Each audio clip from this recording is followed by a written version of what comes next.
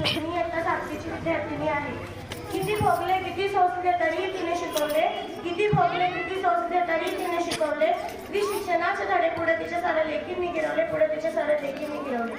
अध्यक्ष महोदय, पूज्य गुरुजन वर्ग आणि येथे जमलेल्या मित्रमैत्रिणींनो, आज 3 जानेवारी भारतीय प्रथम शिक्षिका, मुख्याध्यापिका, स्त्री शिक्षणाच्या प्रणेत्या क्रांतिज्योती सावित्रीबाई फुले यांचा जन्मदिवस.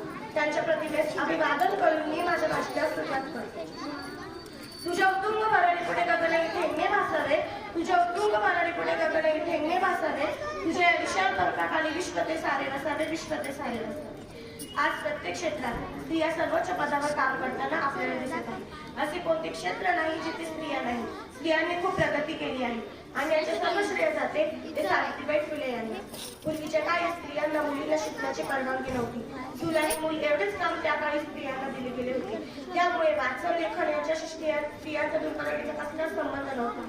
या अनिष्ट पद्धत मोडून काढण्यासाठी, स्त्रियांना मुलींना शिक्षणाचा हक्क मिळवून देण्यासाठी थोर महात्मा फुले आणि सावित्रीबाई फुले यांनी इसवी सन 1848 मध्ये मुलींसाठीची पहिली शाळा पुणे जिल्ह्यात स्थापन केली.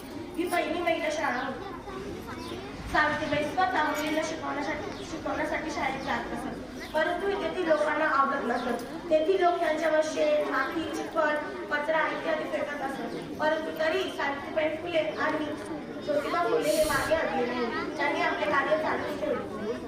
सावित्रीबाई फुले यांनी मुलींना शिक्षणाचा हक्क मिळवून देण्यासाठी आपलं अख्खं आयुष्य पणाला लावलं आणि अखेर प्लेग्रस्त लोकांची सेवा करत असताना सावित्रीबाई फुले यांना सुद्धा प्लेगची लागण झाली आणि त्यातच त्यांचा मृत्यू 10 मार्च 1897 रोजी झाला.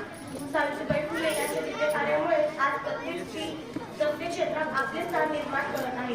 मुंबईच्या बाहेरचे लोक ही आत्मविश्वासाने पाहत आहेत.